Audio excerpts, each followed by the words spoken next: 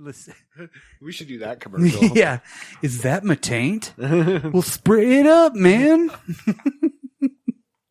Squirt some of that my taint in my mouth. We'll just have a Harley sound. And you'll hear like some music or some just people talking. It'll be us. And then it'll be like, is that drop culture, man? Or is that drop culture? Turn it up, man. Then you hear this. Like one of those fucking squealing guitars, fucking feedback heavy. So before the lights of the show. And it's just silence for a minute, and it's like.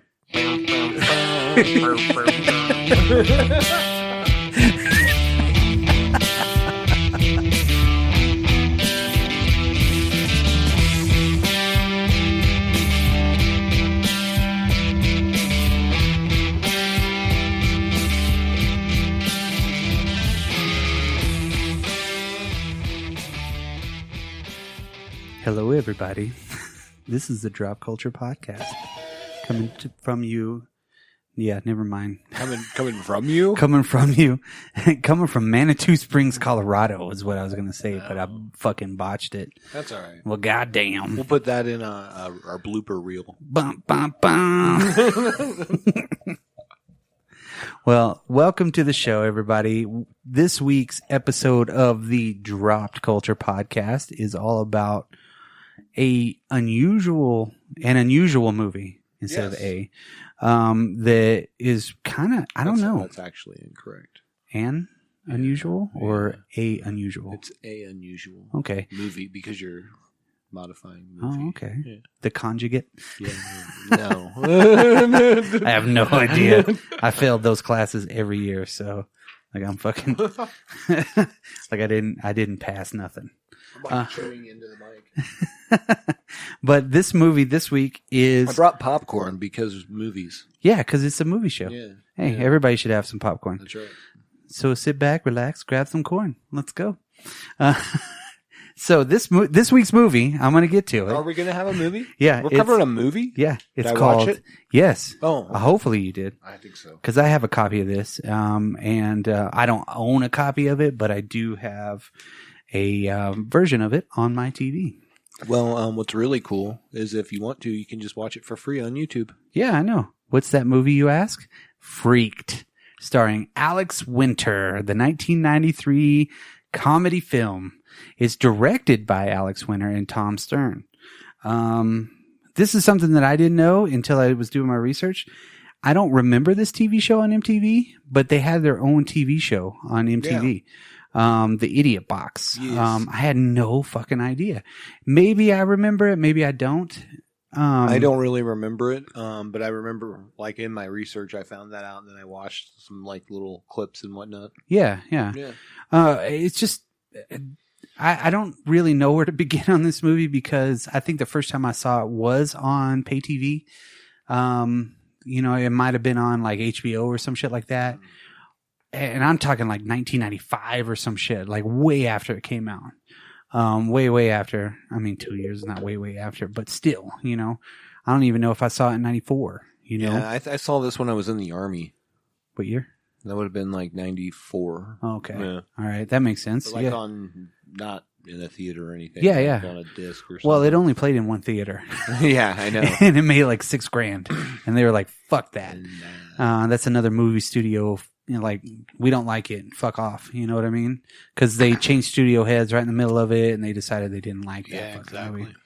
But as you know, Alex Winter is one half of Bill and Ted, and the other half of Bill and Ted is in this too, Keanu Reeves. We can kind of go to the directors and everything like that, since we already talked about Alex Winter. If you know Alex Winter, you know he was Bill S. Preston Esquire. This is true. He was not Ted Theodore Logan. And he has really not done a lot of stuff. The certain cameo here and there. Well, he's been behind the screen a lot, or behind the camera a lot. Yeah. I know he's made a few documentaries. And this was his first directorial debut too. Yes. Which not necessarily shows, because I thought the movie was very well done when it comes down to it. The pacing of the movie. Oh yeah, absolutely. The way that the cameras were for everything, the dialogue was really cool. There's just a lot of good stuff about this movie, and yeah, being buried, it's become a cult classic at this point. Absolutely. You know what I mean? From the opening titles, holy shit. I love the fucking opening titles, and I love that Henry Rollins is singing a fucking song on it. You're like, yes. Yeah, it's definitely a different, what do I want to say? A different soundtrack for sure. Oh, big time. There's some cool stuff on it. Oh, yeah. Now, of course, Alan That's Winters. what I get for eating popcorn. Yeah. During a podcast. Well, of course, Alan Winters plays the titular character. It also stars Randy Quaid, William Sadler. Oh, Bill Sadler's been in so many things. He's probably one of the General Ellis of the MCU. Yes, he's fucking on all over shit. He was in forever. Fucking what was it? Bill and Ted's. Bill and Ted's. Bogus Journey. Yeah, he was on fucking I mean, fucking come on. I mean, William Sadler's a badass, though. He's one of the best character actors of all time, and of course, he was on one of my favorite movies, Demon Knight. He was in Shawshank. Yes. The greatest movie of all time. Maybe. Fight me. Well, let's go. All right, we're back. Ding ding. I won. Ain't nothing over. It's also got Megan Ward. She was only in a few things, really. She wasn't in too terrible amount of things. I do remember back in the day. Bobcat Goldthwait, which fucking awesome. It's just random. Yeah, totally cool. Fucking random. Brooke Shields, Mr. T. I mean, any movie with Mr. T in it fucking is legendary to me. Well, I think any movie with Randy Quaid in it. Fuck. And Randy Quaid, this is before he went wacko and lost it and fucking exposed the entertainment industry for what it was, and then moved to Canada with Cheech or something. I didn't know about any of that. Yeah, he did. He went fucking nuts, I think, at one point. He started dating this woman, and it was probably heavily influenced with methamphetamines. I don't know, drugs. God knows what it was. Maybe it wasn't. And he was just like, I'm tired of the fucking way that Hollywood works. I'm going to expose it and get the fuck out of here. Right. You know what I mean? So I think he's because when was the last time you saw him on a movie? I don't know. Long time, right? What did he expose? I think it was kind of like how the industry is very shady in the way that they pick their actors and the way that they shun people. It's kind of normal stuff. Okay. Everything that everybody knows. But I know it was very controversial whenever he left because he went bald. He shaved off all of his hair. And when did this happen? Maybe 10, 15 years ago, somewhere down there. Yeah. I must have missed that. That's okay. Yeah. I don't think he's really done anything since then. I like some Randy Quaid. Yeah. Everything Randy Quaid's done is fucking awesome. I really, really like him in this role. Yo, fucking, he plays this role fucking perfectly. Elijah C. Scruggs. Well, this movie basically it's about it was originally supposed to be called Twisted Freaks or something like that. Horrible Twisted Freaks. Yes. It was originally conceived as an idea by the band The Butthole Surfers and with Gibby Haynes being a part of it. They were going to do a very short movie where it was like beach blanket bingos with freaks. But what it reminds me a lot of is, of course, like Rat Fink and shit like that. You know what I mean? It's got that kind of flavor on the creatures, which they did a fucking excellent job on that shit. Absolutely. I thought most of because this movie had a budget of $12 million. And $11.9 million went to the effects. And they had to do it really fast. So obviously they shopped it out to 3 different places. So they actually had all this stuff going on for everything. Right. Well, after the original idea, Alex Winter was pitching it around forever and it never really got picked up until 20th Century Fox was like, yes, I'll give you $12 million. And that was one of the old studio heads. And then, of course, he left and they replaced him with somebody else and blah, blah, blah. Right. Right. Well, this is this still holds, the only appearance by Keanu Reeves and Alex Winter in anything other than the Bill and Ted franchise. Absolutely. So which is unusual, and you don't really know that even Keanu Reeves is in this. But if you know Keanu Reeves, you're like, holy shit, that's fucking him. Now going back, I'm like, oh, yeah, it's Dog Boy. But there's so many like really good one-liners. His character, Alex Winter's character, was fucking Ricky Coogan. You know, he was such an asshole. Yeah, he was like a dick, pretty boy, a Hollywood guy. Yeah, he acted. He's like, you know, I mean, it was very cartoonish. You know, this movie was over the top. Yes, very cartoonish in the way that he was, everything that he was, the big exaggerated movements and everything like that. I mean, he played the character really well. So we'll get into the movie now. Basically, you want to do that, or you want to go through the cast? You want to keep going? Yeah, because there were definitely some other people in this that I thought were hilarious. So the guy that directed Crazy Rich Asians, he was actually the giant Stewie monster. Oh shit! So he was the Stewie monster. Yeah. Okay, John so it M. was Chu. He was also the guy that directed Crazy Rich Asians. Wow. So yeah, random, right? What? I was like, what? This is nuts. And then the other guy that I recognized like right away, and I couldn't believe that I recognized him right away. He's like the Lee Arenberg. He's the human flame. Oh yeah. That's the dude from Pirates of the Caribbean. That's like holy shit, one of the crew. Yeah. Well, he's the comedy relief in those movies. Yeah. And him and the other dude. He was also in. I watched a show with my daughters called Once Upon a Time. And they kind of twisted all the fairy tales and whatever. He was Grumpy. Oh, so he's contracted by Disney now. Yes. He is now owned. His soul is now owned by Disney. He's gone from the eternal flame, where he's farting a flame out of his ass the whole time. Continuously, yes. Yes. To a fucking Disney character. Yeah, absolutely. Hey, dreams do come true. Yeah, Brooke Shields, she was, that was another one. Deep Roy is in this one. Yeah. Of course, you know Deep Roy from a whole bunch of different stuff. Juan Valdez. Yes. In this one. The Ernie guy, too. Michael Stoyanov. He was in a lot of weird stuff, too, you know. Not really like big stuff. Okay. I don't think, but I do remember him from this because it was way over the top. You know what I mean? Way over the top. Yeah, this movie is definitely over the top. But I'll be honest, I enjoyed the hell out of this movie. So let's get into it now. I fucking love this movie. She was on. Oh my god, Megan Ward was on Encino Man. No shit. Yeah. And PCU. That's where I remember the most is PCU. Absolutely. Because she was the other dude that like started liking the pre-frage. Yeah.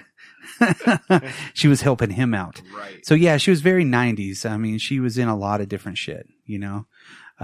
She's Emmy nominated? No way.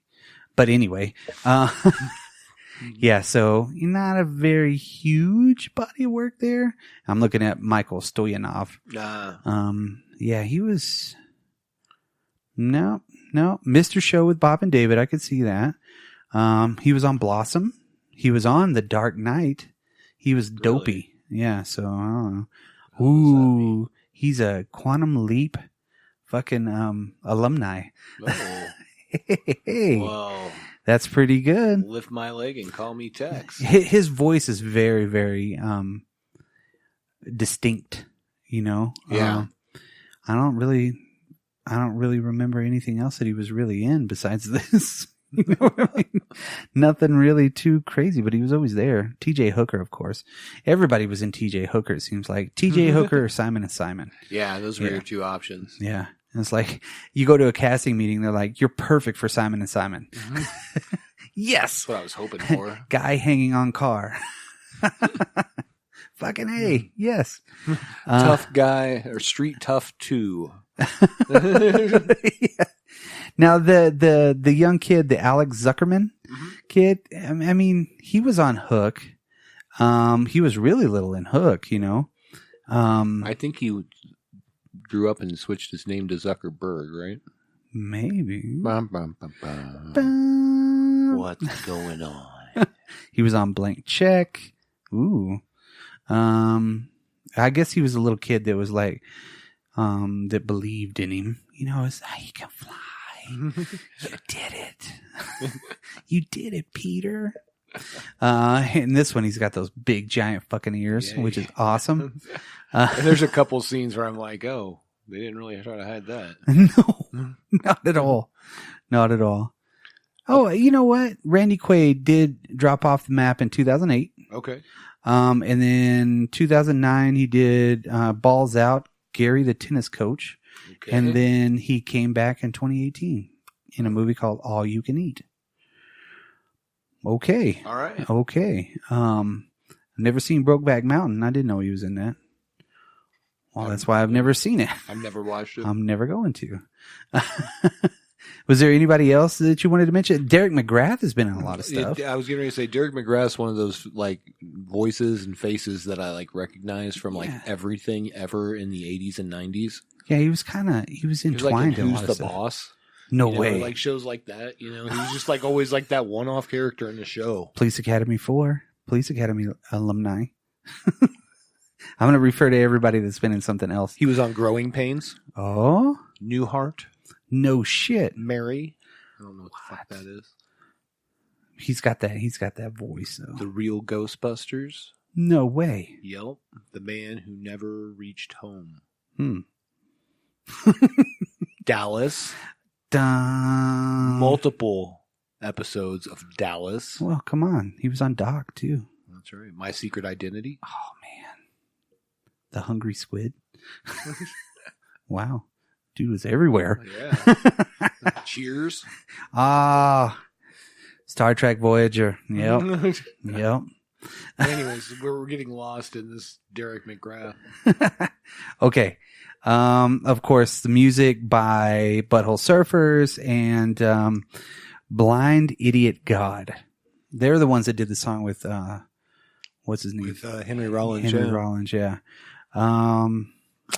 The Parliament Funkadelic was on this soundtrack. Oh yeah, that's right. Yeah. They never released the soundtrack to this. Yeah, I know. They were supposed to, which would have been cool. Right. But I think you can find somebody has put together a playlist of it and shit like that, so you actually get to see something. And they actually had the title song. Parliament did. Hideous Mutant Freaks. Yep. Yeah. Hideous Mutant Freaks. Parliament was everywhere back in the day. Hell yeah. On PCU. That's another PCU tie. Damn. 2 tears in a bucket. Fuck it, man. Take it to the stage. That was him and Kid Play. Yeah, no. Okay, so it says the budget was $13 million. Okay. But they made $29,296. It's a lot of money. Jesus Christ. They made more money on this Wikipedia article than the fucking movie made in the theaters. Right. Jesus Christ. Okay, do you want to... What's crazy is it got pretty decent reviews. It was like kind of mixed reviews, of course, but there was a lot of people that were like, oh, man, this is great. Critical reviews were good. Yeah. But for some reason, it was another Barry Studio movie. Studio was like, I don't like it. I don't understand it. Yeah, they only let it play, right? Yeah, they didn't put any budget into the marketing for it. They're like, fuck it. Nope, you're not doing anything. We don't like it. We don't like you. Let me just say that we've said that about like some really good movies like Big Trouble in Little China. Yep. You know, they hated that movie. They buried it. Yep. The Thing was kind of similar. Yeah, kind of buried too. Most of the movies that we talked about, except for like Teenage Mutant Ninja Turtles 2, you know, that's about one of the only ones that wasn't. I think what I was going to say, and I enjoy this movie a lot. This is definitely not a movie that's on the level of those movies. No. That's a different kind of movie altogether. Yes. I'm not going to say that this is one of those is like a forgotten classic, like a Gone with the Wind or some shit. No, but it's fun. It's fun. It's got some very good effects in it as far as like really crappy claymation stuff, Harryhausen stuff. I enjoy that stuff. Yeah, me too. I fucking love every bit of it. The over the top. It's very much a cartoon movie. Absolutely. 100%. The characters are really like fucking broad in scope, and you get to know them immediately. Right. You get to see everybody's personality within 2 seconds. Absolutely. The way that they introduce the characters is very well, especially his friend is like, all I wanted was a manicure, and then he's like, oh, is that a piece of corn? And he's like, ha, you know what I mean? He's got the hand sticking out of his deal. Sure. And then they make that stupid joke. He's like, where'd you get that? He's like, well, it started as a scratch and then I just picked at it too much and this is what I got. And they're like, real cheesy. Yes. Right. Well, I think they cut really like 12 minutes out of the film too. So there's some spots that you could see that there was a lot of cut. Cause like he was sitting in that airplane seat, but he had a pen in his hand. Like he had already signed something or he was signing stuff. I don't know what it was. But basically, everything was well done. It was funny. It was just over the top. And that's what you got to love about a movie like this. Yeah. Fun soundtrack. Yeah. Fun movie. Yeah. People just didn't give a fuck. Like I said, it was like a Rat Fink movie. Right. It's like you take all the Rat Fink characters and you kind of update them. And that's what you got. Exactly. Like the Stewie one and him. Everything, For sure. It was just very, very detailed. You know what I'm 100%. It was pretty cool. So, and it had a cool Randy Quaid themed carnival. Yes. Circus. I and I too. Yes. Oh my God. Those fucking, nobody move. Nobody get a hurt. Even the arbitrary characters were fucking awesome. Absolutely. Rastafari's. Some fucking great ideas, great things, well executed, but again, another box office bomb. I would even consider this a box office nuclear disaster. Oh yeah. You know what I mean? But again, I think a lot of, like you said, a lot of that was studio. Yeah. And I guarantee a lot of people just didn't get it. Yeah. Anybody with money was like, what is this crap? And this was in 93, this was the age of, liquid television, cartoons kind of coming into the mainframe, Right. When we had a lot of people breaking new ground, doing new things, and still to this day, not a lot of people have caught up. Right. That's kind of it. Do you want to get into the movie? Yeah, because it starts out with a news alert. The flying gimp has been destroyed. Yes. Those little bitty things like that added to it. I love that. And there's a lot of that in this movie. There's just like the I Like Ike guy. Yeah. Favorite character in the whole movie. He's like protesting. He's like, huh? I think my favorite guy is the dude that used to be on David Letterman, that it's like pussies. He's got like the megaphone or whatever. Oh, yeah. He was the one on the 1-800-COLLECT. Bud Millman or whatever. Yeah. Was it the 1-800-COLLECT dude? Yeah, I think so. Yeah. It's like, this is what I got into show business for? Yeah. Absolutely. See, and I mean, he was a staple after that. Yeah. In everything. Absolutely. I mean, you saw him on 1-800-COLLECTS. Does that number still exist? I don't know. Let's try it. Let's try it now. 1-800-COLLECT. And it's like, I'm sorry, we're closed. You really gonna dial it? Yeah, I'm doing it right now. Huh. We have the technology. Maybe. Tell me what the number is too after you get done dialing it.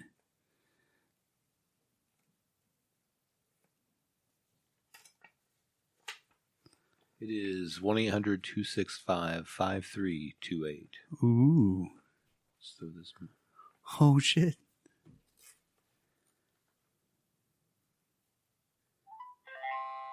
Thank you for calling 1-800-COLLECT, powered by YMAX.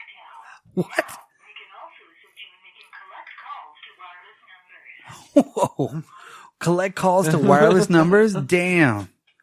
They fucking vonnaged that shit right there. As you do. Yeah. Wow. It's real. Now we need to call Miss Cleo. And then we go to the Oprah show, which is Brooke Shields' show. The Sky Daily Show. Yeah. Yeah, it's a weird talk show, and they're talking to Ricky Coogan, star of what was the TV show? Something Brothers or... Yeah. 8 is enough. It's basically like an 8 is enough. You were the youngest. Yeah, and you were the youngest one. Now your name incites little girls to scream whenever they say it. And Ricky Coogan, ah! They're just like, oh. Yeah. Is very, very, very like the laugh tracky stuff. Everything like that was really funny. For sure.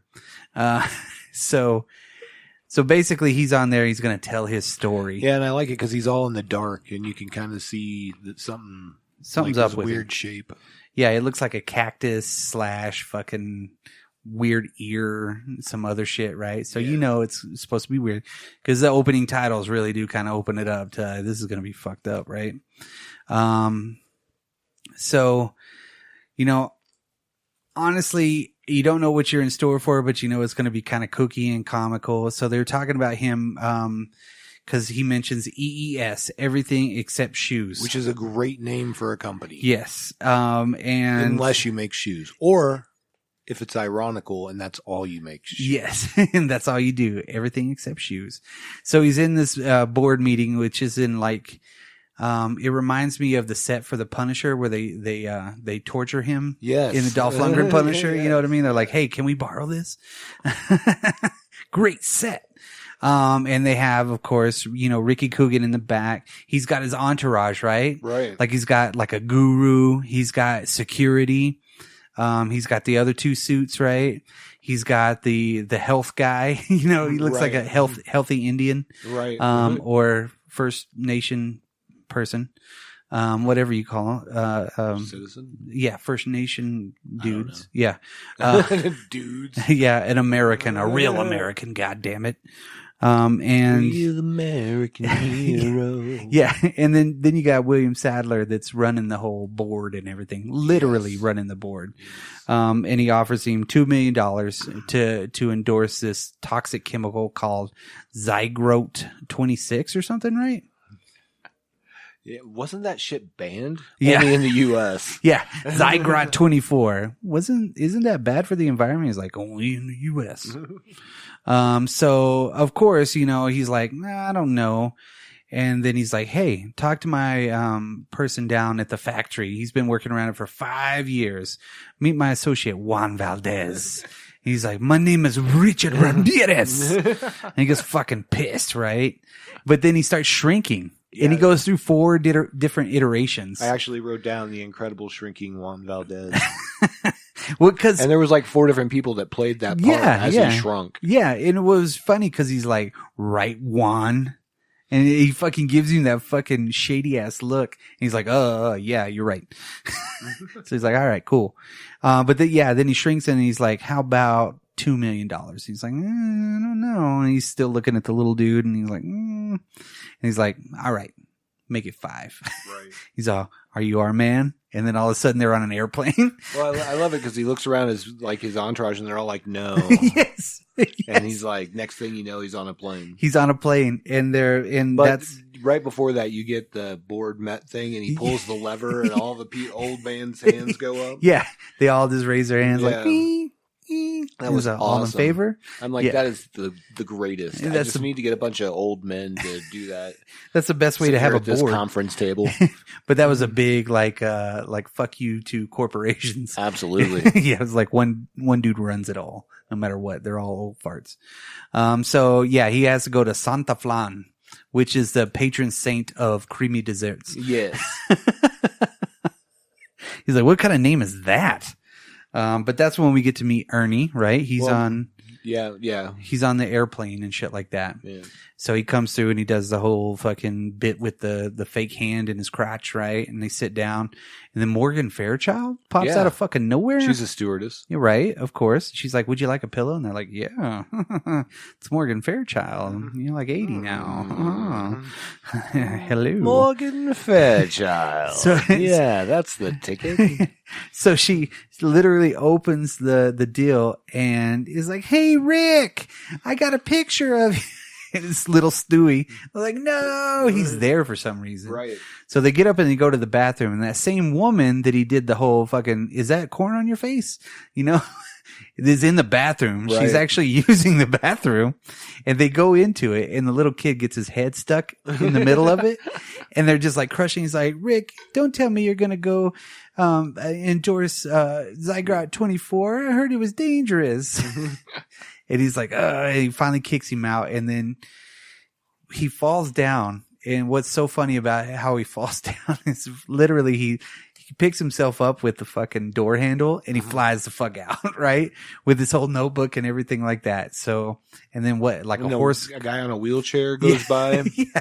He gets sucked out, and then the stewardess just walks over there and closes it like no big deal. Like it's no big deal. There's a cool little voiceover when we first cut to the plane, and it's Brooke Shields. And she says, was there a movie on the plane? And he's like, yeah, Return to the Blue Lagoon. Yeah. And she's like, I heard it sucked. Yeah. I was like, that's awesome.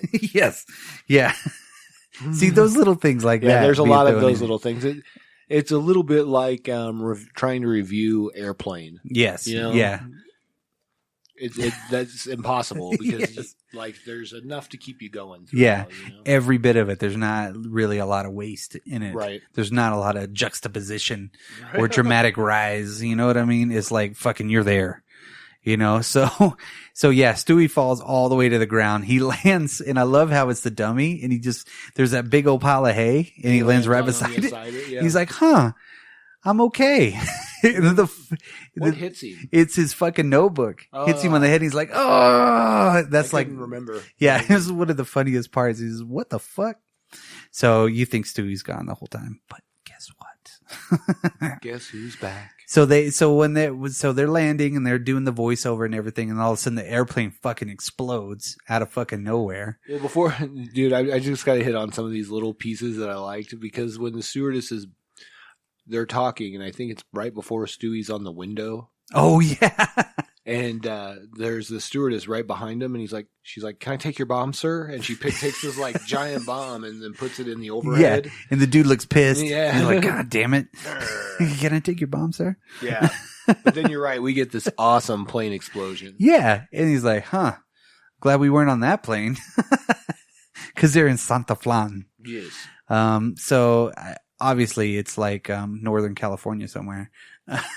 It's an awesome painting. Yes, oh, it's great. That they drove into. Yes. Yeah. So, of course, this was their first movie. They had no idea how to film this shit. Well, and before they drive away, don't they meet? That's where they have the protesters, yes. right? They're all protesting the Zygarde 24 because it's terrible for the environment, right? And then the dude with she's got a shirt on that says like "Save the fucking the burrowing sloth" or something, yeah, some shit like that. So she's the activist. He's like, "Huh, I need the perfect disguise." So he fucking puts on the goddamn all the bandages. Yeah. And what? then, like, has the crutches, and then tells Ernie to hold the crutches, and then acts like he pushed him and took his crutches. Or yeah. something. Yeah. And he's like, "How about you ride with us? We're about to go protest, at You're the factory." together? Yeah. Oh. So they get in a fucking rented car, I guess, with no top. Yeah. And then And she basically referenced Brad Pitt or some shit like Christian Slater. that. Oh yeah, Slater. And he starts ripping off all the bandages, and then she finds out, of course, that it's Ricky Coogan. Ricky Coogan. Yeah. So, and then Who she hates because of Zygarde 24. Right. She doesn't even know him. No. Yeah. But Not then, yet. but he starts seeing those signs. Huh? The worm, and he's She's she's starting like, to think about, like, maybe this isn't good for her. Kind of feels that way, Yeah. Then he gets distracted, and it's like, huh? It's a freak show. Let's stop there. She does. She's like Yeah. all about it. Yeah. She's like, oh my God, let's stop. Yeah. And they get there, and it's fucking nighttime by the time they get there, right? That sounds right. Yeah. So it's like fucking nighttime. They show up, and that's whenever they notice that the Scruggs land or whatnot is all fucking, his head's like revolving, but the eyes are following them, and they're like, "What the fuck?" I like as they're driving through the forest up to it, and you hear like Woody Woodpecker and the Three Stooges. Yeah. I'm like, the woods of the Stooges. Yes. Yeah. Just weird. They just randomly threw in these weird fucking It was sounds. awesome. Yeah. That's the little things that keep me going in a movie like this, where I'm just like, this is great. Yeah. It's like, is that the fucking? That's Curly. It's a nyuk. Mm-hmm. But then Scruggs comes out and he's fucking Randy Quaid makes his appearance, right? Because the place they went to is the Detour to Freakland. It's a local freak show, I guess. Yeah. So it's just out in the middle of South America somewhere. Yeah, right? In Santa Flan. Yeah. I guess we're not a real place. But yeah. Yeah. So I assume it's Nicaragua. I don't know. Yeah, he's like, well, the show's done for today, but I have these private exhibition back in my shop, But that's when we meet Toad. Toad's in that because he's like eating a candy bar, and all of a sudden he's like, "What the?" And like the candy bar disappears. Yeah. And then doesn't he try to smoke a cigarette? Well, yeah. Well, it's funny because the woman turns around and she starts screaming because she sees Toad, right? And she's like, "Oh, hey!" And it's just this dude that looks like a fucking frog sitting over there. Giant. Yeah, eating that fucking candy bar. He's like, and fucking going down on it. And then fucking he's smoking a cigarette, which you don't ever see him light it, but then all of a sudden it's like, right. And he's got it in his hand. He's like, hey, I used to blow up bullfrogs like you with firecrackers. Yep. Foreshadowing, maybe? What? What is that? They telegraph that shit. Yeah. You know what I mean? They're like, dun, dun, dun, dun, dun, dun, dun, dun, dun. Here you go. So they go, because he convinces us to go in there because even Scruggs is making fun of the woman. Yes. He's like, oh, she with you? Right. What is she saying? So they go in there. He looks awesome. It's like, picture Randy Quaid looking like Uncle Sam. Yes. Completely, totally. Yeah. He has the fucking suit, everything like that. It's just weird. And then giant, like you said, the giant head. There's like over the circus tent looking thing. There's like another Randy Quaid. Like, yeah. It's just a weird deal. Yeah, it's awesome. So then, yeah. It's Randy Quaid land. Yes. Freak world. So he lures him into his deal. Then he starts laughing. Yes. And because he's reading a comic. So I love the Family Circus. Family Circus, yeah. Like, they do the same joke over and over again, but it gets me every time. And we see they're strapped. Yeah. Strapped to some tables. They're actually trapped now. They're something's going to happen to them. I believe that this was a ruse. Yes. So when they're in there, he opens up the Tasty Freak machine. Yes. Which is like it's the Zygrot stuff. Yeah, it looks like something Willy Wonka would have. Running on steam. Yeah. Whatever to make like some small piece of candy. Yeah. Like yeah. It's like insanely large. Yeah, it makes a bubblegum pop. Yeah. It's just fucking unusual. Dirtier. Yeah. Massive fucking crazy shit, right? So pushes out some green goo. Yeah, and it all goes into the little test tube thingy or whatnot. The fucking the whatever you call it, vial, the cup. Yeah. Yeah, the jar. Yeah, it goes into the jar. So they're like, "You're gonna put that on us?" So he always like tries to think of freaks. I guess he program like what kind of freak it was gonna be. Yeah. That was part of his. Yeah, so he goes in there, he programs it. So we see that they're going to merge Ernie and the opposites. Whatever her protest girl's name is, I don't remember now. Julie? Sure. Yes. So yeah, Julie, that's right. So they put them together, and it does that whole Harryhausen deal, and they even show a Harryhausen creature in there too. Yes, they do. The Cyclops. Mm-hmm. It's the Cyclops.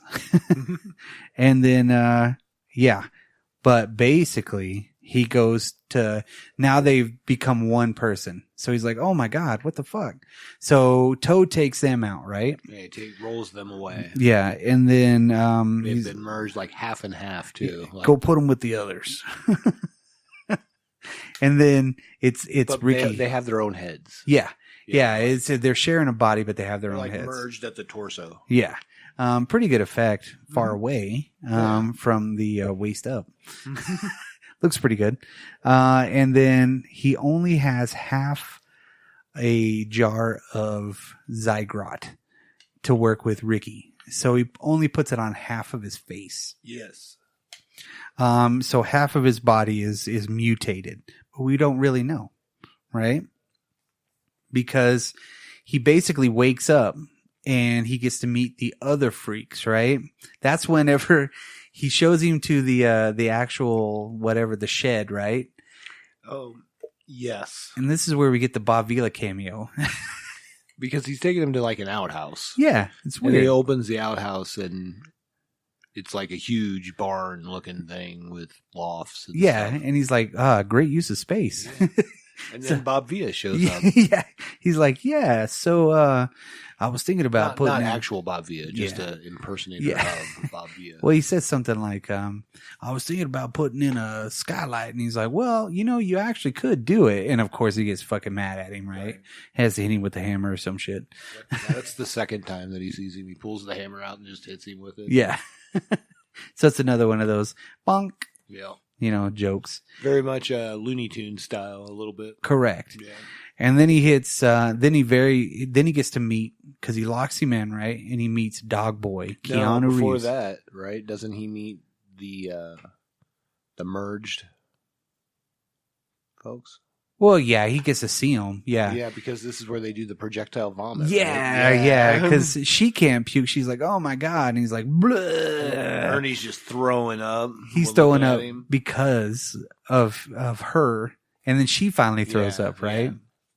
So you get to see how the physiology works. Yeah. So whenever, And we see Alex Winter's character is now half weird fucking, Yeah, like he's got a hunchback. He's got claws on one side, right? yeah. And He's got half of a green gremlin face and Yeah. mouth. he's half, rat fink. He even says, I wonder if they're still casting for Gremlins 3. Yes, yeah, right. He's got to make that fucking, yeah. That's fucking hilarious, right? And then he meets Dog Boy. Ortiz. Ortiz, the dog boy. Of course, I don't know why he's got to be Mexican, or Spanish. Because his name's Ortiz. I guess, right? That's weird. Keanu Reeves is not fucking. Is it because there's a lot of children in Mexico that are born with the fur all over them? Maybe. Could be. That could be it. Yeah. He meets Worm, which is Derek McGrath, which he's a giant worm. Cowboy, which is a fucking cow. Yeah. He dressed as a cowboy. Yep. Go figure. It's kind of weird. And the bearded lady, Mr. T, T. in a dress. Yes. Sockhead, Bobcat Goldthwait, and his is pretty genius. Yes, absolutely. Pretty fucking genius the way that they have that whole thing set up. He's actually a sock puppet, but his hand talks. Weird. In that Bobcat Goldthwait voice, which is awesome. Yes, he actually does the crazy voice. He doesn't do like his normal voice, which Right, is right. a Which is normal normal voice. yeah. He does that voice. You know what I mean? The one that he's known for. The Police Academy voice. Yes. Yeah. Now, We get the Eternal Flame, who he meets as well. Nosy. And then my favorite of all of the mutants, the Frogman, which Yeah. is just a French diver Yeah. in scuba gear. What about Pinhead too? Oh, yeah, Yeah. Pinhead. Yeah. And I like how he gets to really meet them all while they're playing Hollywood Squares. Yes, and of course the center square is Paul Lynn. Yeah, Yeah. But it's a skeleton. Of He's all, course. I'll take Paul Lynn for the win. But I like how they go through their backstories, right? Right. Like Mr. T shows up in a fucking Semi. semi truck. He's like, I was wondering, I was lost. I didn't know who I was And till he's I came here. You'd probably be better off without that penis. Yes. Yeah. That's his line. He leans in. You'd probably be better off without a penis. He's like, what?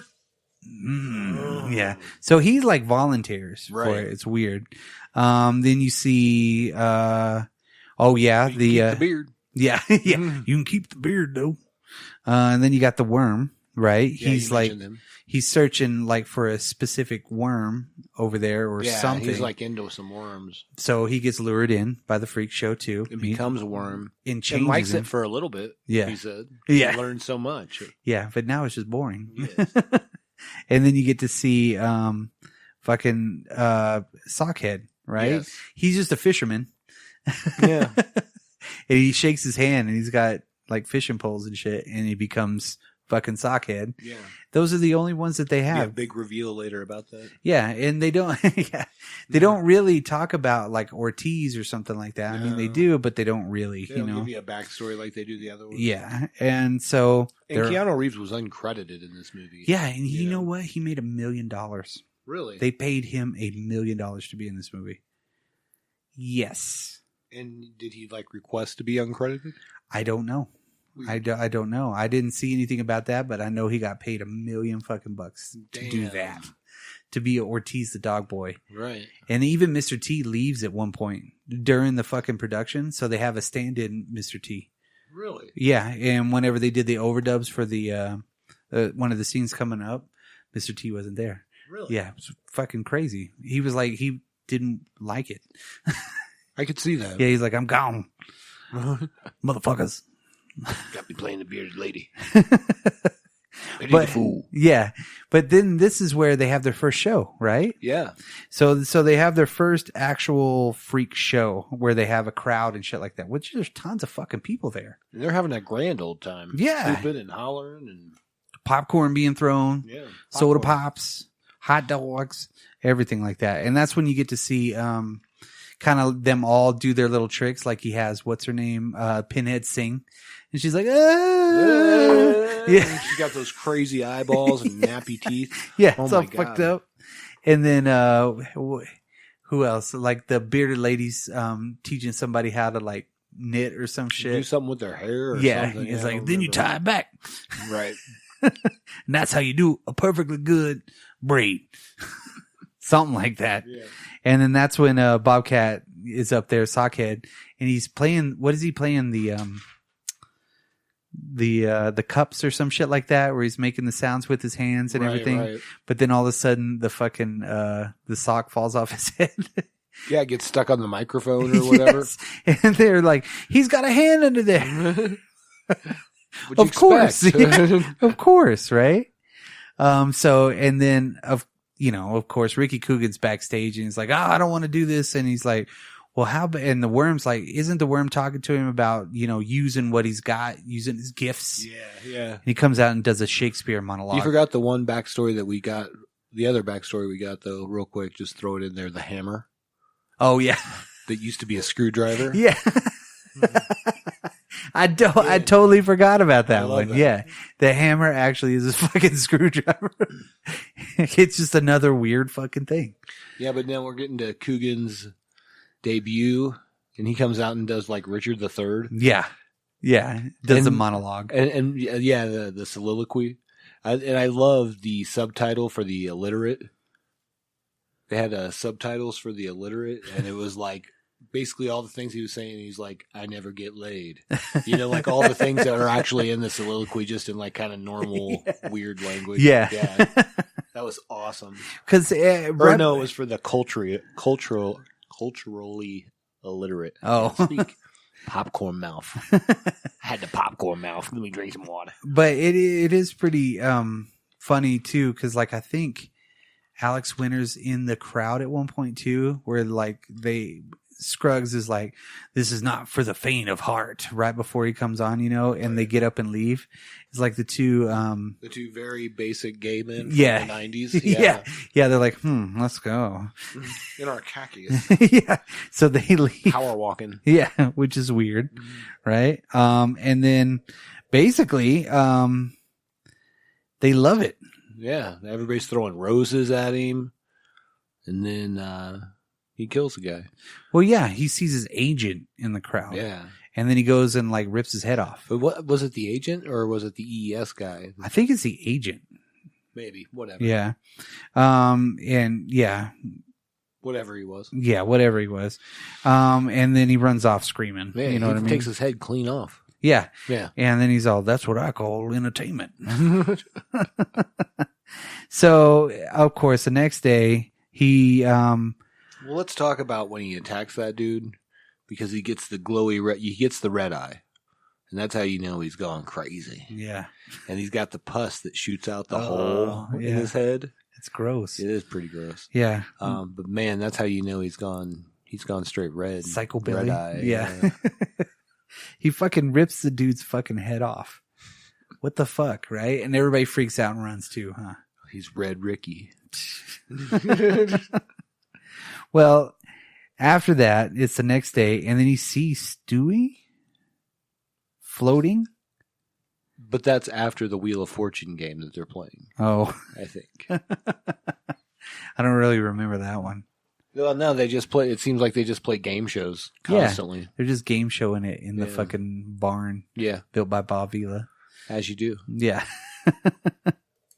And then Stewie's there. Hey, Rick. In his mind. He's so fucking annoying and everything like that. But that's the vision he gets of him. Yeah. And then the cowboy's saying something about them being soulmates. Yeah. He's all, you just got to let him into your heart. That's pretty good. Yeah. Let him into your heart. Your heart. Your heart. Because they're like telepathically bonded. Yes. Which they never knew that before, right? I don't think the love was as strong as it was before. Yeah. Well, Stewie finds out because I guess Stewie's home. And he's like, I need to get this story out. The FBI will be looking for him. It's so funny. He goes into all the fucking places. Like all the regular news places, and they just throw him through the window. Yes. And then you get that cheesy one at the end where it's like the National Enquirer or whatever. We'll run it, kid. And then like, show him the way out. And he goes, I know the way out. And he jumps through the glass. It's a little cheesy. They just fucking treat that kid like shit. He's like, the whole time. He just keeps falling. That's Deep Roy doing all that shit too. Yeah. He got cut really bad on one of those scenes too. Oh, really? Yeah, that's what one of the trivia things where he got cut by a piece of fake glass or some shit like that. So yeah, not very good. I think it was on The Last Order or some shit like that. Gotcha.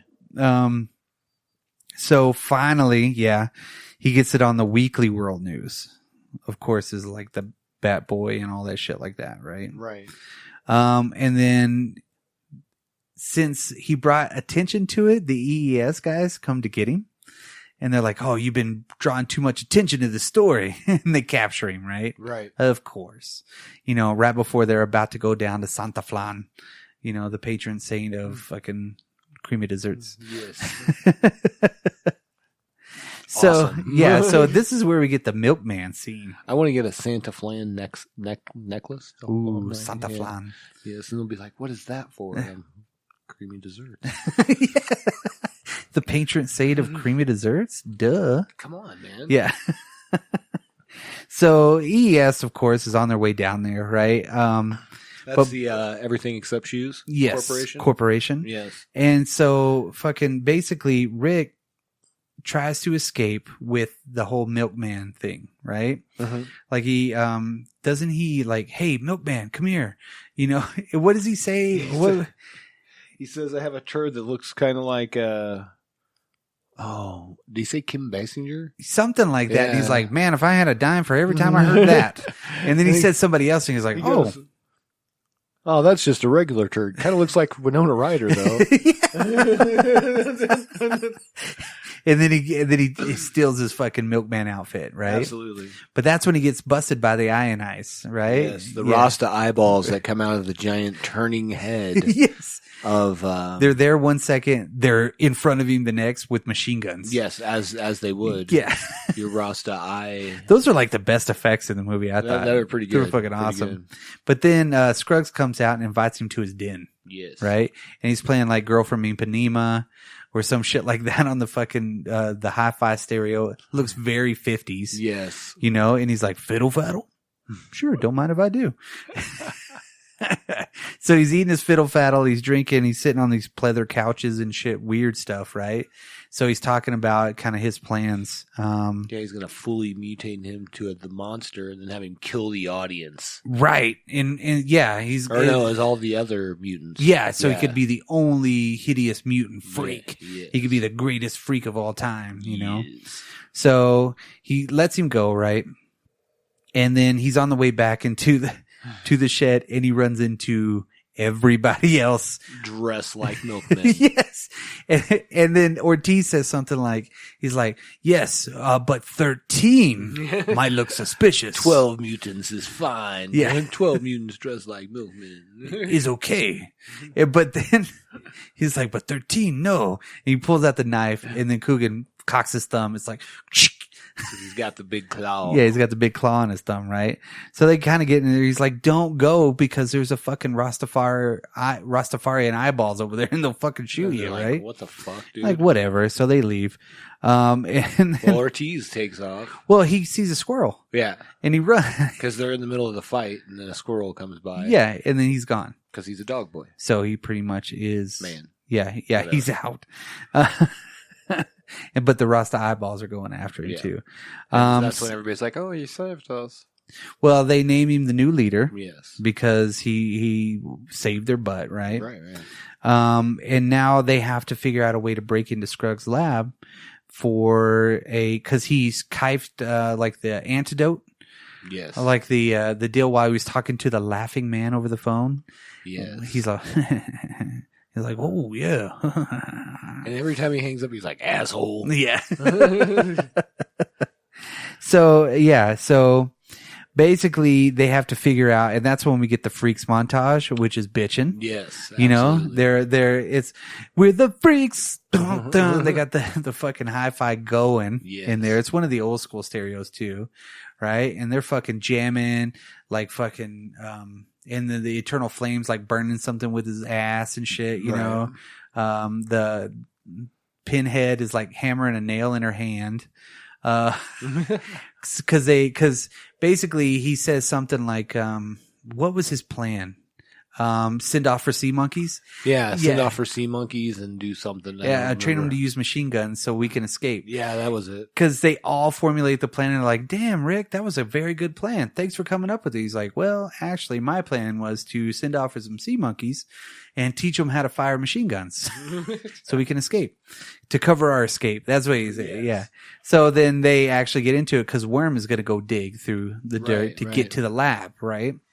So they kind of get everything ready to go and they get over there to the lab. You know, Scruggs is inside of his den watching like it was Corrupt Cops. Yes, yeah. So it was a bad show and he's eating his fiddle faddle. It looked like Car 54, Where Are You? Or yeah. It was like Corrupt Cops was the name of it. Because they're standing in front of the Tasty Freak machine, right? And they turn it on and the fucking thing is loud as shit. And they're all just staring at it like, But it came on right as the sirens came on. Correct. So he couldn't tell, you know, of course. So he reaches over and he turns it down. And it's like, it's volume. And he turns the fucking volume, of course. Why wouldn't you have a volume? So there's no sound coming out. So they're making the fucking antidote, right? He knocks over the styrofoam cup. Yeah, that's the best line of the whole movie. Wherever he's sitting there and they knock over the cup and they're about to leave and he's like, styrofoam cup. So he's like, huh. He looks outside and he fucking walks over, but his fiddle faddle hands won't let him open the door because he's like, goddamn fiddle faddle. He's fucking trying to turn it. Oh, you know, he can't do it at all. And they're trying to escape back through the under part and it's like the antidotes in a Cafe Bustiello or something like that. Can, yeah, it's like a coffee can, right? Because they get it, right? So everybody's gone and they're like, hold on. They're like, the cave's collapsing. He's like, hold on. I'll be right back. So he goes back and he gets it. You think he gets it, right? And then he drops it. Correct. And then he's running through the deal. He gets all the way through the end because fucking Scruggs comes in and he says something like, what does he say? Fuck the environment. I thought he said it was bad for the environment. Well, yeah, I thought he said fuck the environment and he crushes it. I don't know. It doesn't matter. But I am going to stop you right there because that's a good point for us to come back to in just a minute. So we're in the tunnel, right? Yes. Okay. Because you made a comment that was the best line in this movie. Yeah. And I disagree. And it was in a little conversation just a little bit earlier when when Ricky was brought in to see Randy Quaid again. And he says, people don't want to see like disgusting whatever. And he goes, and I quote, I suppose Jake and Fat Man was just a fad. Yes. Or just a fluke. Yeah, yes. That was it. Yes. And I was like, did you just reference Jake and the Fat Man? Oh my God. So I guess Jake and the Fat Man was a fluke. Because that is the best line in this movie. Oh, I like styrofoam cup. I still use that one. Styrofoam cup. It's just so perfect. When does Sockhead die? Does he die with the Rastafarian eyeballs, or? Yeah, it's the eyeballs It's that so shoot him up. yeah. So it's before they go into the whole thing. Yeah, because he when they're like plotting the deal, right? Yeah, and he freaks out and he's like, I can't take it anymore. I gotta leave. And then he leaves and he gets fucking shot. Yeah, he's like coughing up blood and shit like that. So that was the end of Sockhead. Yeah, that was good. And then that sock's full of holes. Yeah, that sock's all full of holes. So basically, he gets to the other side, and they're like, "Damn, we're not going to get another chance at it." And he's like, "Well, I dropped it. I'm sorry, but I did get this nice bag of macaroons." And the worm's like, "I don't care for macaroons." So of course, and it looks like they have a party with the macaroons and get all fucking drunk on macaroons. There's like there's some beer bottles laying about as well. Right. Yeah. Like they just get fucking loaded and have some macaroons. Yeah, man. They just fucking party it up. Right. There's no more macaroons left. Everybody's all fucking waking up like, ugh. You know what I mean? And then, God dang. Did we have the part where? Have we already hit the part where they have the meeting with the EES? No, that's coming up. That's coming up. Okay. Yeah, because Stewie's there. You know, basically, because he needed the extra zygote to complete the transformation, so he had to get it from EES, and they were going to come down and deliver it. Right. So they're in the fucking boardroom, or they're in his lab, right? Right. And that's when they bring out Stewie in a cage, right? Because it's all fucked up. It's weird. Because they keep referencing him, like, who's the troll? Right. Whose troll is that? It's like, what the fuck? So, yeah, he's in there, and they basically want to mutate the entire population into, is like, what if you had a worker that had 6 arms? Yeah, 6 arms. Or a waitress that had a nice body, great looking face, but could do like 15 things at once. And my favorite was that the worker had 6 arms and no digestive system. Yes.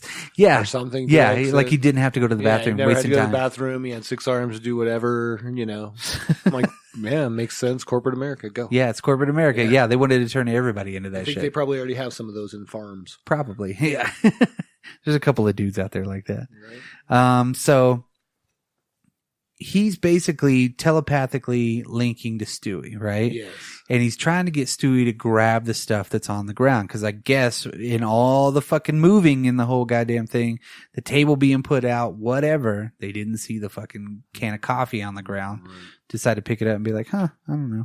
And he does the weirdest sneaking around job ever. It's bad. Just walking by people. Yeah. Yeah. And going underneath their... He puts his hand on their feet and shit like that. And they're all like, making... Because as he's about to go, like he's finally made it out from underneath there, and then he says something like "Stop!"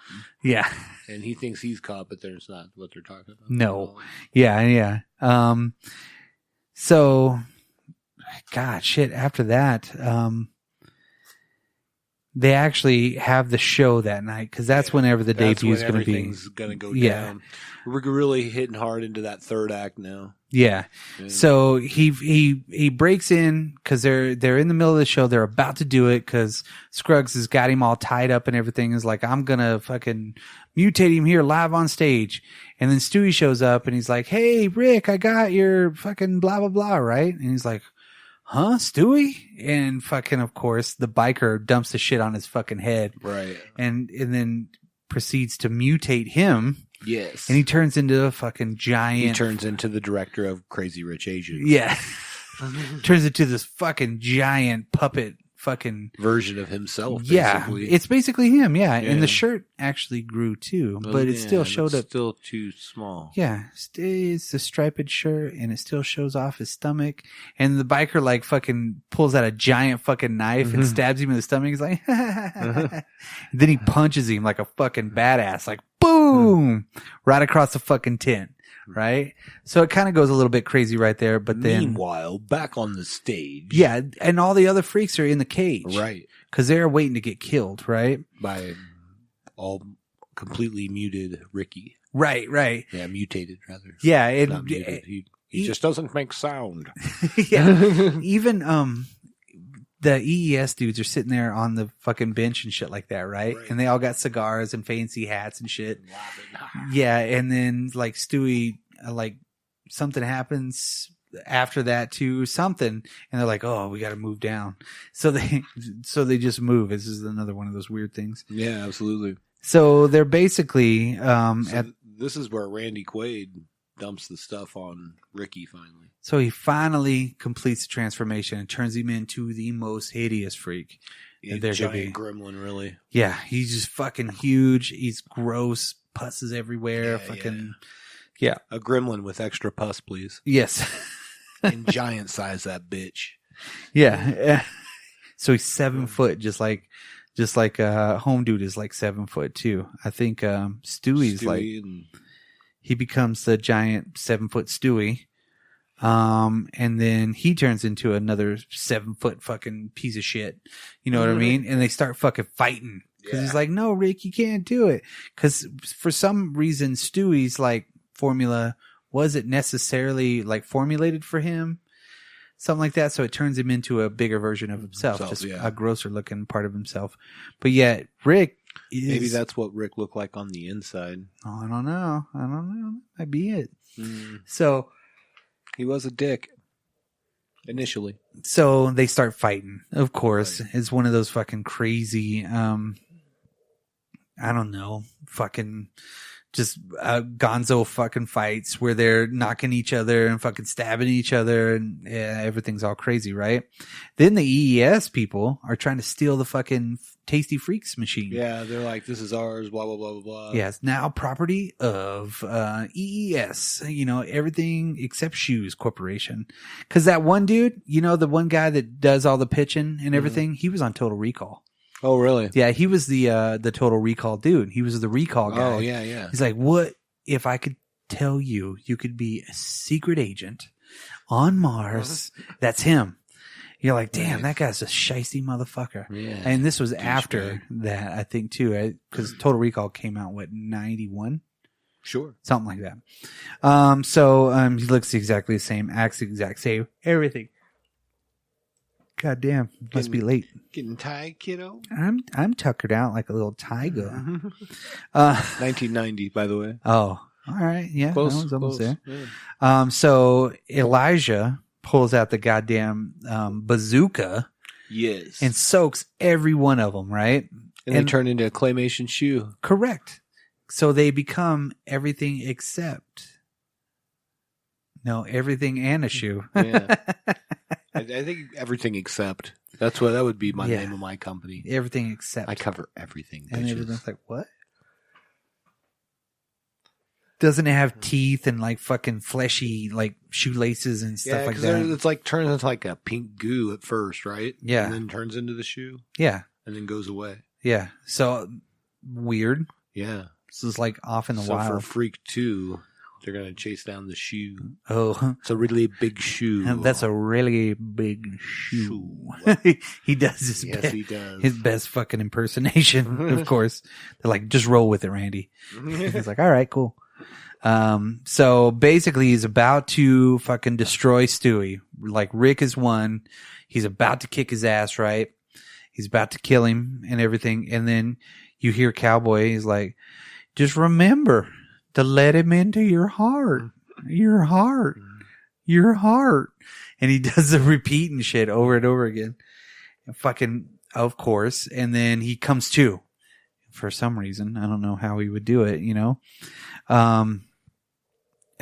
So, Scruggs basically at this point is like, hey, I'll turn you back because I got an antidote to the serum. He's like, I baked it into a nice, delicious batch of macaroons, because he turns on him. You know what I mean?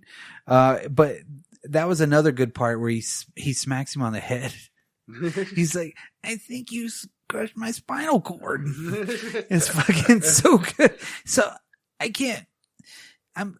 I can't feel anything in my fingertips.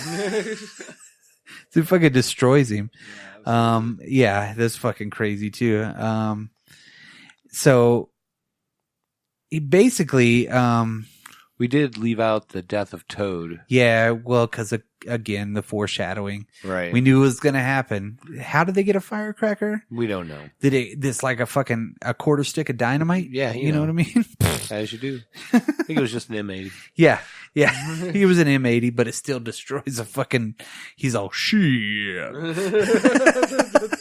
That's the first time we hear him talk, right? Yeah, that was the only time. Yeah. He's like, shit. Maybe that one's the best line in the movie. I don't know. Maybe. That would have to be. So it's fucking gonzo. It's gone crazy, you know? And of course, after he knocks Scruggs into the Tasty Freak machine. He throws him in there. Yeah. Of course, the FBI shows up because they read the Weekly World News and they're there to save him. And I like that they ask him, like, what took him so long? And they start going, well, there was the Bat Baby, you know, and like all the different other articles that they had to investigate first. Yeah. Yeah. So that's why it took him so long. Yeah. And then, of course, yes, you know, Scruggs comes out and he looks exactly like Brooke Shields, Sky Daily, right? Absolutely. And then they kill, of course, the FBI kills him. Yeah. You know, they just got him down, right? Yeah. So, okay. So we're done there, right? So they're back on the interview and all of a sudden you hear the lighting technician go, okay, we got the light fixed, and they turn it on and it's fucking Ricky Coogan. Yeah. Just normal Ricky Coogan. It's not the hideous fucking mutant freak. Go macaroons. Right. So, and then they start introducing everybody. They all come out and the dude's like, no more flame, you know, Nosy's normal, you know. And everybody still hates him. Yeah. He's a douchebag. They're like, boo. He's like, ah. Hey. Almost flips him off, but doesn't quite. Yeah. And then, of course, Worm comes out and he's like, I don't like macaroons. You skimped on a coconut. And that's when we see Ortiz come in, right? Because he finally caught the squirrel. He catches the squirrel on the set of the TV show, and they're like, "Oh, cool! It's Dog Boy." Yeah, and they're all separated. You know, the guy and the girl, they're separated. Of course, Mr. T's a fucking man again. He looks exactly the same. Yep. Nothing changed. Right. And then she says something like, "Well, why did I look like Elijah?"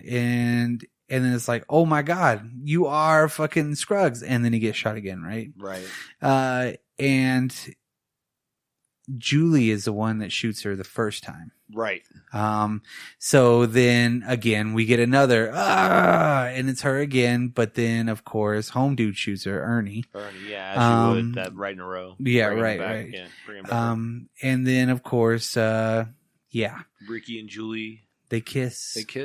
And they did have a kiss earlier, like when the fight scene was going on and like he left like slime all over her face. Yeah, it's all gross. Yeah, pretty gross.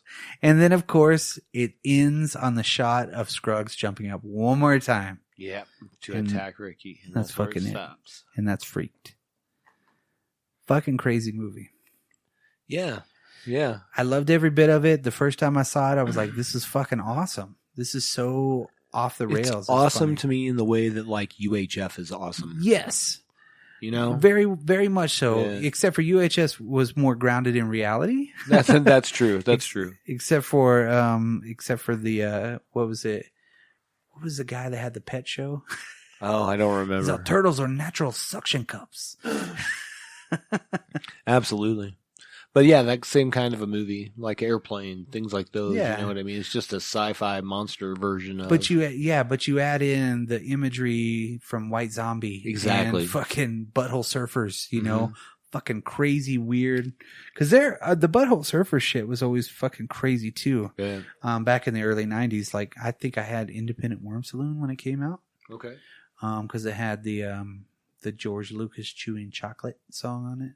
So where'd you get it? Doggy dropped it. Right. Had a lot of great songs on that record. What was the other one? Electric Larryland. Yeah. That was Pepper? that was like the their one big hit, right? Yeah. That one broke really big. Independent Worm Saloon. I forgot what I saw it on first. I think I saw it on a movie. I was like, man, I'm going to get the Butthole Surfers. There you go. They're still out there. There you They're go. still doing things. So Still all in all, surfing buttholes. yeah, still butthole surfing. They're actually on a big tour as soon as COVID's over with the Circle Jerks. Oh damn! Yeah. So you're gonna go see the Butthole Surfers and the Circle Jerks. As you would, yeah. Cool. Otherwise known as the Beatles.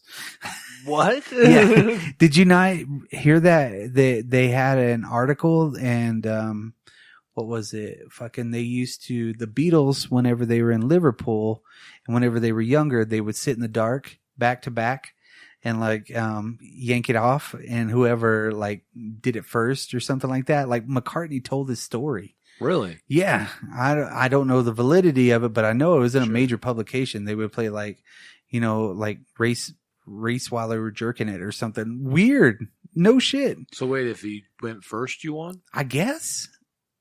Okay. I guess. I don't know how it was. I didn't read the article, but I did read the fucking article like about the article. Be happier if I was good at losing that game. Yeah. And my partner might be better too. They would do the back-to-back thing. That's weird. That's totally weird. But that's the Beatles.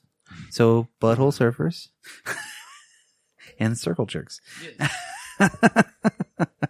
So fucking weird. Anyways, overall, the fucking movie is awesome. Well, like I said, it's an hour and 21 minutes. It's like perfect for the kind of movie that it is. Yeah.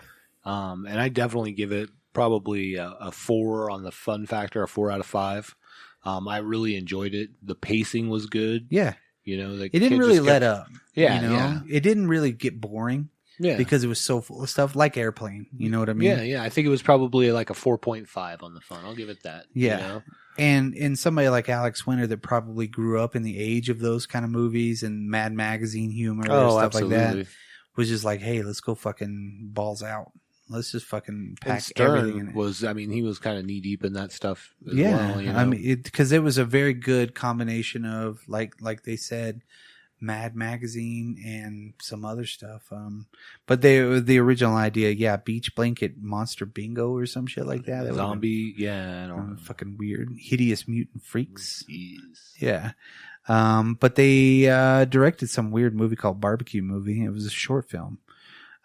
So I guess he'd been friends with the Butthole Surfers because they were in California. But what other movie are you going to have? Mr. T, Bobcat Goldthwait, Keanu Reeves, and of course, fucking Cousin Eddie. Yeah, I feel like this would be a great one for bridging 6 degrees of. Oh my god! You know, Kevin Bacon or something. You're like freaked. Alex Winter, right? Keanu Reeves, go. I'm like, huh? Well, this game's over. Randy Quaid, Gary's mom. So I mean, this is an enjoyable movie to watch twice, which I almost did. I've actually seen it twice now. Twice? Ever. Ever? Yeah. Shit, man. I used to watch it a lot. But I enjoyed it. I absolutely enjoyed it. That's what I was going to say earlier, too, when we were talking about Stern. Tom Stern. He also did all those The Toys That Made Us shows. No shit. Yeah, he was the director for those. Those are fucking great shows. Absolutely. Great shows, man. Yeah. See, they had they were young at that time. Absolutely. They were young in the 80s. They had the fucking Toys R Us's and, Mad Balls, I mean, this movie's definitely of its time kind of a thing, but it's fun. It is a fun movie. Very early 90s, but very mid 90s. Mid 90s MTV was an influence on absolutely everything. Look at the set for what was the Remote Control, right? Yeah. Look at the antics that were on Remote Control. You know what I mean? Just look at all of that shit with Colin Quinn and fucking Steve Hardwick, right? No, was he on that? Steve. Who was Hardwick on? Yeah, I think he was on that show, wasn't he? On what show? Remote Control. Chris Hardwick? Chris Hardwick. Yeah, I said Steve. No. Or was he on? No, he was not. He was on Singled Out. Oh. It was Keith Olbermann. That's right. And Adam Sandler was on that show. Keith Olbermann? Wasn't that his name? Kevin Olbermann? Now I've got to look. Yeah, me too. I'm going to find it. It's an enjoyable show where you can sit around and listen to us look stuff up on the Google.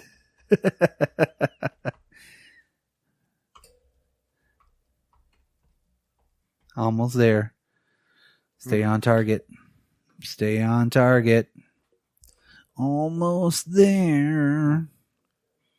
Man, I love that show, but the set is very freaked. Yeah, no, 100%. I'll buy that. And we're talking about the MTV game show. Dennis Leary. Fucking... Yeah. Well, the gentleman that I'm thinking of, it was Ken Ober and Colin Quinn. Colin Quinn's an amazing comedian. Way underrated in my opinion. But yeah, Adam Sandler was on it. Dennis Leary was on it. That was some of Adam. That's like the first time I remember seeing Adam Sandler. Mm-hmm. Or Dennis Leary. Yeah, probably. Dennis Leary did a lot of those fucking MTV commercials. Yep. You know, where he would do his monologues and be like smoking, you know. I'm going to smoke a pack of cigarettes, eat a nice big old fat steak, and I'm going to spit in the Virgin Mary's eyes. You know, whoa. Yeah. Fucking so controversial. That's funny that I said Keith Olbermann. It wasn't that like that guy was like a sports analyst for ESPN and then like went on to do like some show on a news network. Fucking Ken Ober. Yeah. He had that black curly hair. Yeah. Yeah. Yeah, he's on all of the Adam Sandler shit. Is he really? I think so. No, that's the other dude. What's the other guy that's in all of his movies? Anyway, that's what we're going to cut a lot of that. That's what this movie fucking totally reminds me of, is the set of fucking any MTV show in 1992. You know what I mean? Absolutely. Yeah, Colin Quinn was huge at that point. Fuck. Damn. There's so much shit, man. That was on that show. But then MTV they were really trying a lot of shit, man. They really were. Absolutely. And the actual questions were pretty cool too. Yeah.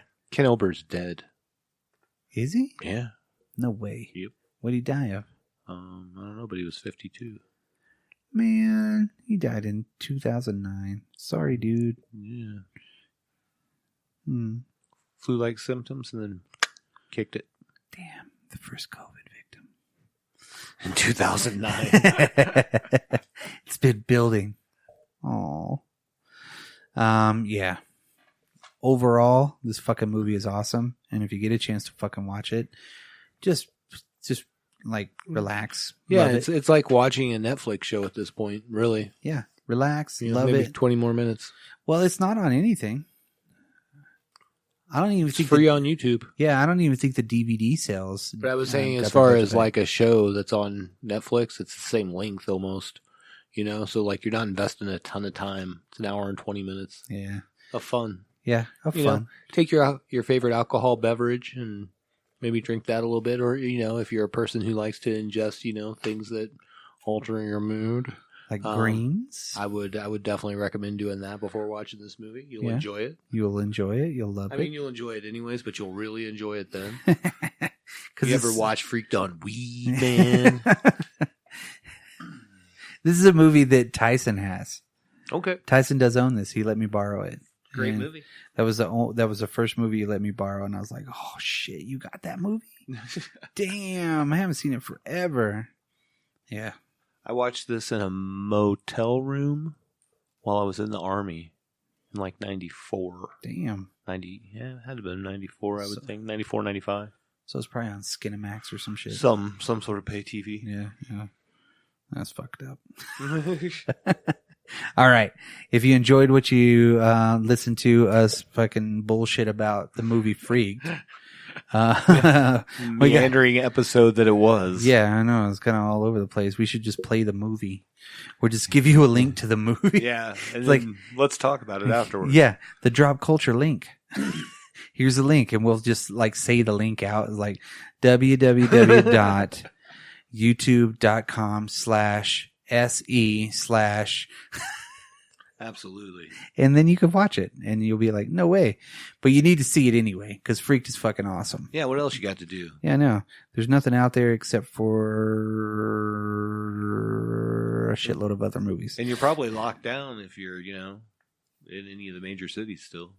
Well, yeah, you know what? There's supposedly a resurgence, so we'll see. And then if you get the chance, and if you're at home during another quarantine number 2, come. You can get corn freaked. Yes. Oh, and done.